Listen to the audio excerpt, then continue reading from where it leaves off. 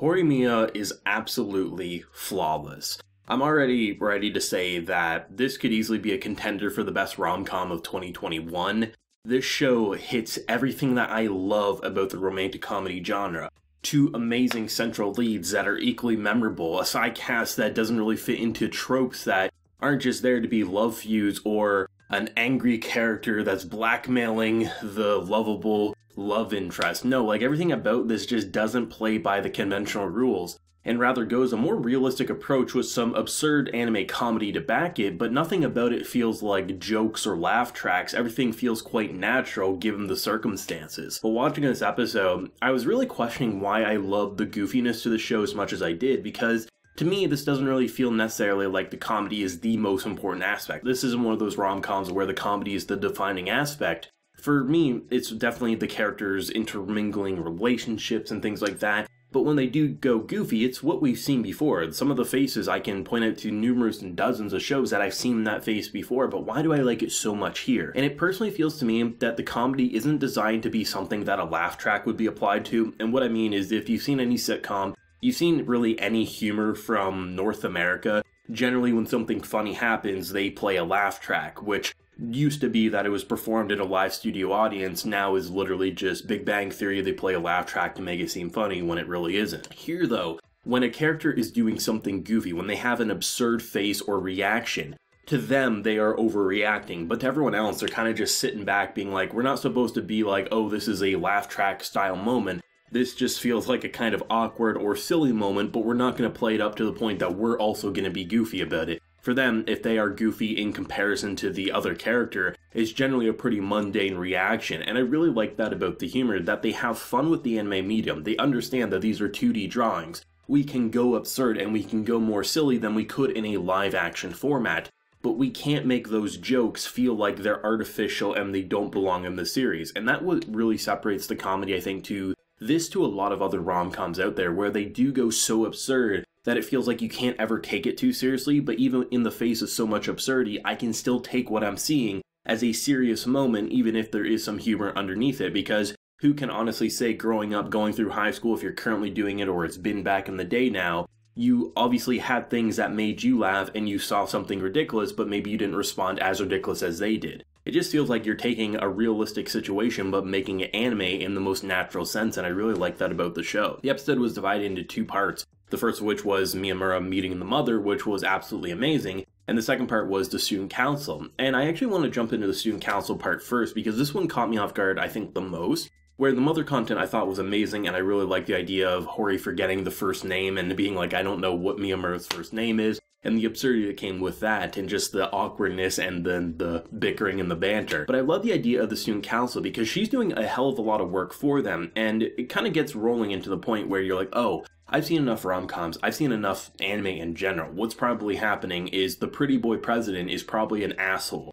and his girlfriend is probably being in an emotionally abusive relationship, not to the point that she's probably getting black eyes, but it felt like they were building up to the point that he was a really big scumbag. Like everyone in the group besides Hori was agreeing that he kind of seems like an asshole. And when it came to the girlfriend here, she drops the papers, and then obviously Miyamura picks up the budget proposal, and then she's like, oh, just throw it out. But she also seems kind of a little razzled, as if she's like, was afraid of getting hurt. So when the whole confrontation happened where the president's like, all I need you to do is apologize, it felt to me like this was a pretty abusive situation. So to have our boy come up, take glasses off, if glasses come off in any anime scene, you know, shit's about to get serious. And I thought maybe he was gonna, like, you know, say some words, maybe flip his hair up, see like, I'm more attractive than you know, that's just what I thought was gonna happen, because anyone who's seen Miyamura with his hair up, the glasses off, the piercings in, agree that he's like the hottest shit ever. So I thought maybe that's where we were going. No, a headbutt because he's pissed off. Here's your paper. And it completely de-escalated quite quickly. And the idea of the blackmail that he had on her was her being a horrible person to him growing up. And I don't even feel like at this point he's like blackmailing her, saying, hey, you have to do this or I'll expose. It's more of like, just treat me like a normal person and stop being a bitch to me. And she's probably overthinking the situation, being like, I can't ever have anyone know how horrible I was back in the day. So they took something that could have easily been what I've seen before, pretty cardboard cutout, pretty boy character's actually an asshole. Seems to be, he's a pretty boy who's pretty much lost in thought, and maybe he does take certain steps a little too far, but he really was just looking for an apology by the looks of it, because to him, if one of the members is saying, I didn't have it, then obviously we're going to blame, and he's saying, like, we are to blame too, but I gotta know, was that ever actually in the pile? And because she was so sleep deprived, she wasn't completely sure. So they took a situation that could have been very disposable, something that, like, yeah, we have so many characters we know and love now, but at this point, like, this feels like something that feels very cardboard cutout, nothing really original. But the fact that every character that we've seen up until this point actually just feels like a high school student, even the ditzy girlfriend, she doesn't seem like she's being, like, punched in the face to kind of, like, do this and play up the mascot role.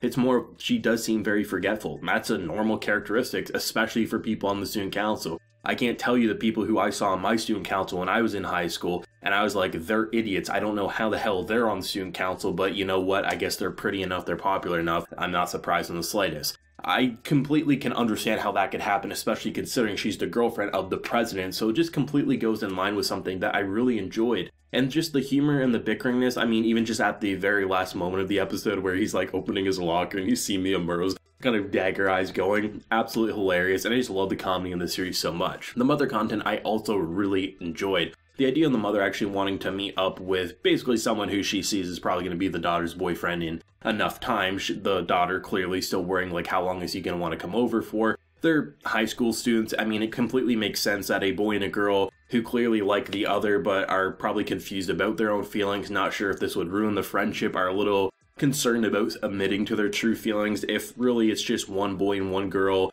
who clearly have some romantic interests and feelings brewing. It's obviously going to be a little awkward, and they're not going to want to admit to it right away because they don't have that self-confidence, especially considering if they've never been in a relationship before. So the idea of them not admitting yet, it actually feels a lot more natural than a lot of shows where it feels like they drag it on for arbitrary reasons. Here it feels like naturally they are a little concerned with admitting, and they probably don't even realize how much they do like the other, at least in that way. You even look at, like, Mia Murrow's comments, like, sometimes, like, in episode 1, you felt like he was jealous. In this episode, when he talks about maybe she has a crush on the president, it never felt like jealousy was in his voice. It was more just like, oh, I wonder if that's why. There was no, like, oh my god, she's gonna be removed from me. It was more, oh, maybe she actually does feel this way. And to see the mother just, like, she's so great. She sends her daughter on a little errand so she can have one-on-one time with probably future boyfriend here, and I love that so much. And just, I really thought it was cute, the idea that she forgot that, like, what his name was, because for Japanese culture, the idea of using last names is, like, what you're supposed to do until you're really close with someone. So